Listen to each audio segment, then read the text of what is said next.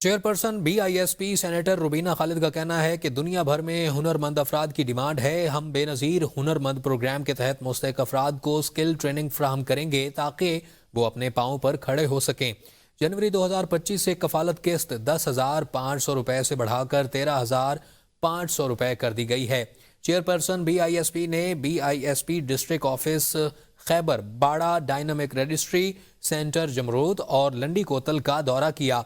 इस मौका पर गुफ्तगू करते हुए chairperson Benazir income support programme senator Rubina Khalid का कहना था कि बीआईएसपी पाकिस्तान का एक सबसे बड़ा समाजी तहफ़्फ़ुज़ प्रोग्राम है।